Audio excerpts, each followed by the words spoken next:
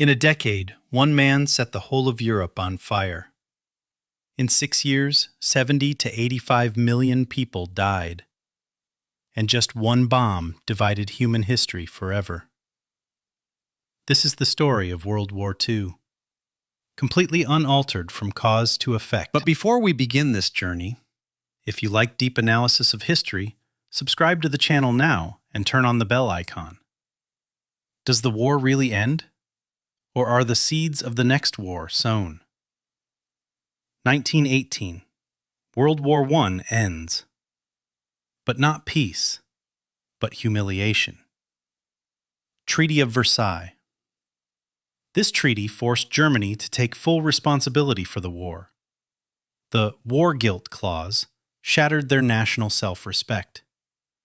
132 billion gold mark reparations. The economy collapsed.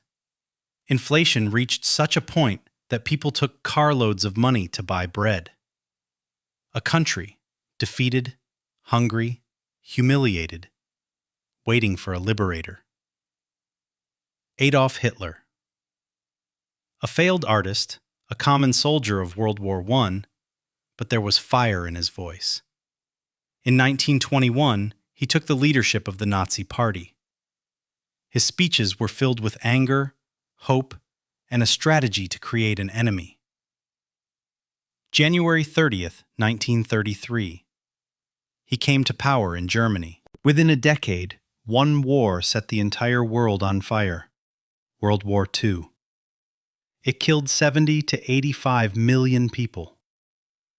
The Treaty of Versailles of 1919 after World War I had humiliated and weakened Germany. Out of this anger arose Adolf Hitler. Coming to power in 1933, he transformed Germany into a Nazi dictatorship and gradually began to conquer Europe. The war began with the invasion of Poland in 1939. Using the rapid strategy of blitzkrieg, Germany conquered large parts of Europe. But Britain held out, and Hitler's attack on the Soviet Union in 1941 proved to be a big mistake. The United States joined the war in the same year after Japan attacked Pearl Harbor. Then, in battles such as Stalingrad and Midway, the Axis powers began to collapse. The Allied landings in Normandy in 1944 opened the way for the liberation of Europe. The war in Europe ended with Hitler's death and Germany's surrender in 1945. But the final blow came to Japan. The United States dropped atomic bombs on Hiroshima and Nagasaki. Then Japan surrendered, and the war ended. In this war, 6 million Jews were killed in the Holocaust. After the war, the United Nations was established, but the Cold War began.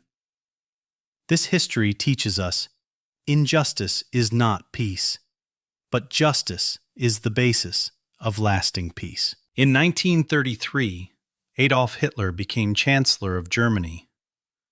In just a few months, he overthrew democracy and established a dictatorship. After the death of President Hindenburg in 1934, he declared himself Führer. In Italy, Benito Mussolini had already seized power in 1922.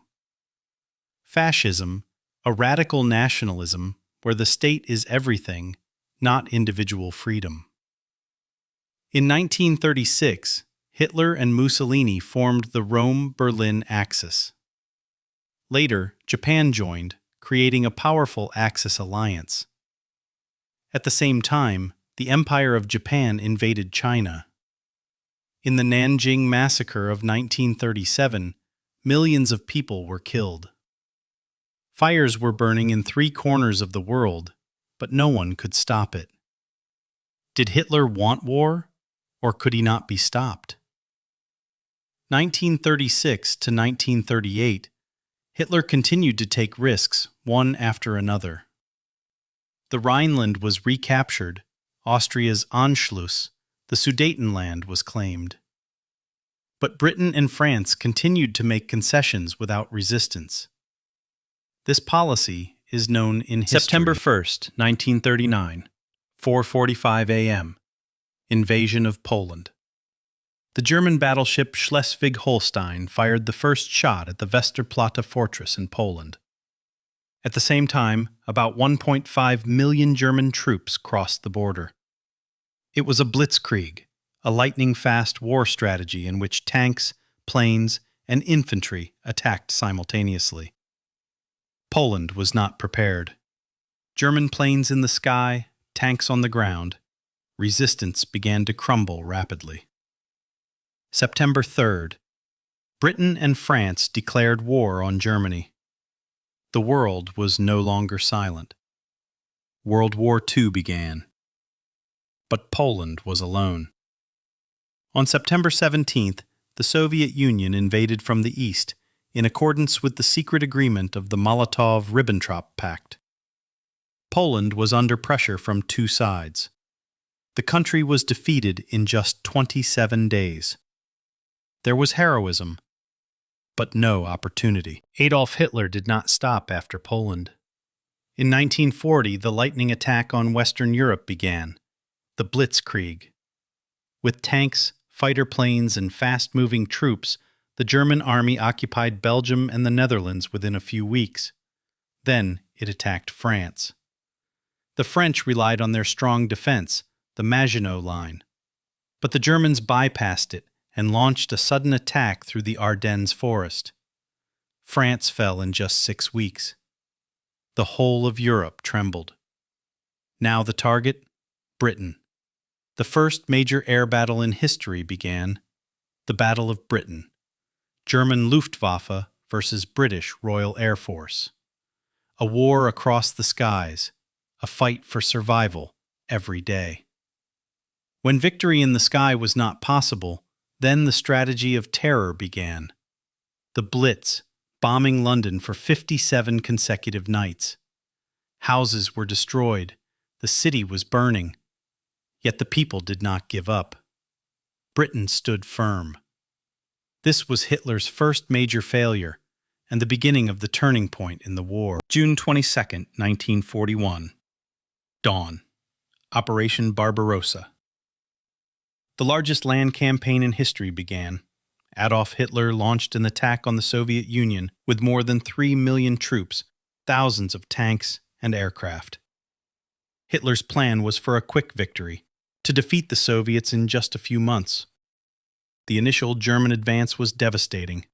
Millions of Soviet soldiers were captured, cities were captured one after another. But this war was different.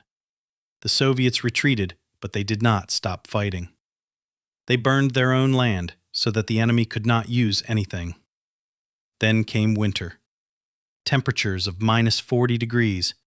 German weapons were freezing. Fuel was running out. Soldiers were exhausted. The German army stopped at the gates of Moscow. This was Hitler's first big mistake. A war that would ultimately begin the fall of his empire. Sunday morning, December 7th, 1941. Attack on Pearl Harbor. The quiet morning in Hawaii was suddenly shattered by the sound of an explosion. The Empire of Japan attacked the United States naval base at Pearl Harbor without warning. More than 350 warplanes rained fire from the sky. In just a few hours, several warships were sunk and hundreds of aircraft were destroyed. More than 2,400 people lost their lives. America was stunned, but not defeated. The next day, President Franklin D. Roosevelt stood before Congress and declared, "A date which will live in infamy." The United States officially joined the war. Then Adolf Hitler himself declared war on America, a decision that ultimately precipitated its downfall. The World War had now become truly global. August 1942. The Battle of Stalingrad begins. Adolf Hitler's forces rush to capture the city of Stalingrad on the Volga River. The city is not just a strategic battle, it is a battle for dignity. Streets to houses, houses to ruins. Every inch of land is being fought for. The Soviet Union does not retreat. Instead, it turns the city into a death trap. November 1942. Soviet General Georgy Zhukov launches Operation Uranus. Attacking from two sides, it encircles the German Sixth Army. Nearly 300,000 soldiers are trapped by ice, hunger, and a lack of ammunition. Finally, on February 2, 1943, German Field Marshal Friedrich Paulus surrenders. This is the first major defeat. From then on, Germany has not advanced. It has only retreated. Stalingrad. The real turning point of the war is here. June 6th, 1944. D-Day. The largest naval operation in history began. More than 5,000 ships, 13,000 aircraft, and millions of Allied troops landed on the Normandy coast of France. Utah, Gold, Juno, and the most terrorists from the west encircled Germany from both sides. Adolf Hitler is trapped in his bunker under Berlin. Outside, the city burns. His dream empire collapses. April 29, 1945. He marries Eva Braun. The next day, April 30th, he commits suicide in his bunker. His death is kept secret, and his body is cremated. A few days later, Soviet forces capture Berlin in the Battle of Berlin. May 8, 1945. Germany surrenders unconditionally. Victory in Europe Day.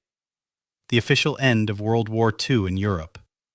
The war is over, but its shadow has changed history forever. 1945.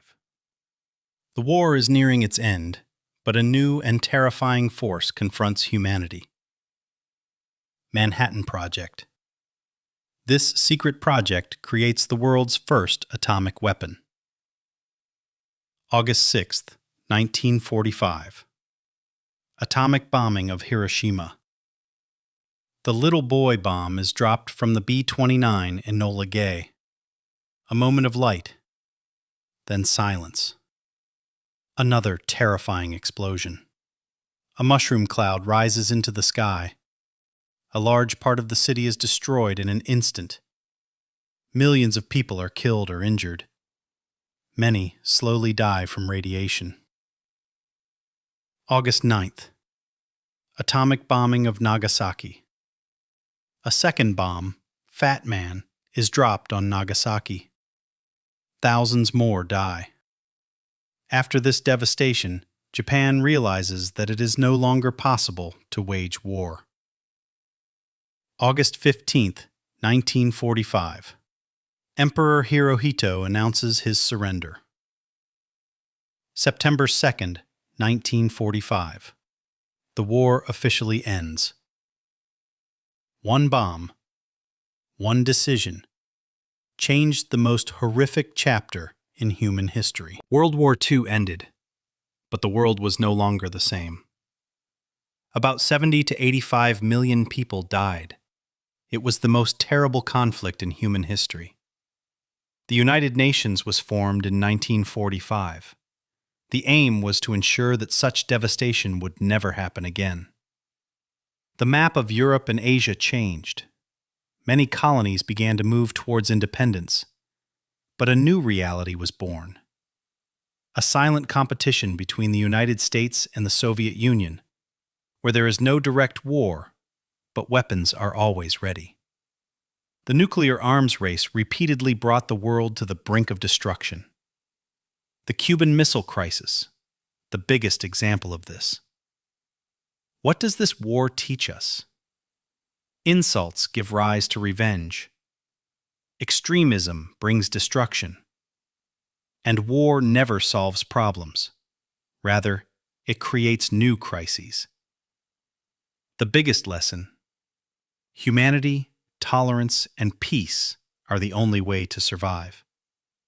If history is forgotten, history repeats itself.